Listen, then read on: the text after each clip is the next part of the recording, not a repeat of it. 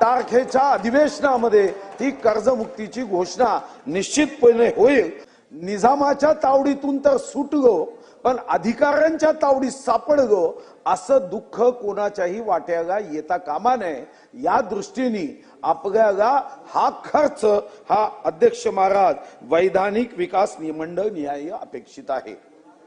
यामध्ये आपण शेतकऱ्यांच्या दृष्टीने अभिभाषणामध्ये महामहिम राज्यपाल महोदयांनी शेतकऱ्यांच्या हितासाठी केलेल्या काही योजनांना स्पर्श केला, पण अध्यक्ष महाराज आज महाराष्ट्रामध्ये आपल्या एकूण ग्रॉस स्टेट डोमेस्टिक प्रोडक्ट मध्ये कृषी क्षेत्राचं योगदान कमी आहे आणि 2011च्या लोकसंख्येनुसार विचार केला तर महाराष्ट्रामध्ये सर्वात मोठा रोजगार देणारा म्हणजे साधारणतः 4,55,00,000 रोजगार 2011च्या लोकसंख्येमध्ये आपण दाखवला, त्यापैकी 2,60,00,000 शेतकऱ्यांच्या शेतीवर अवलंबून आहे।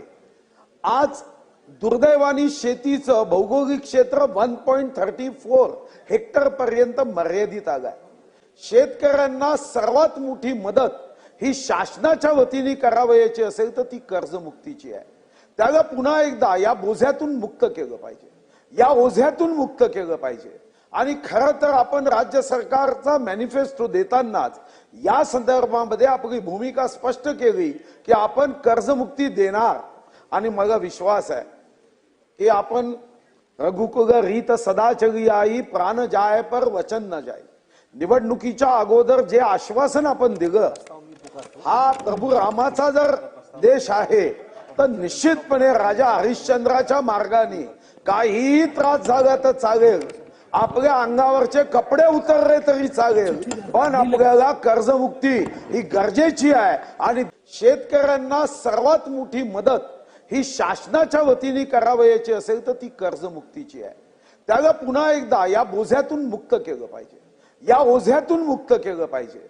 आणि खरं तर आपण राज्य सरकारचा मॅनिफेस्टो देतानाच या संदर्भामध्ये आपली भूमिका स्पष्ट केली की आपण कर्जमुक्ती देणार आणि मला विश्वास आहे की आपण रघुकुल रीत सदा चली आई प्राण जाय पर वचन न जाय।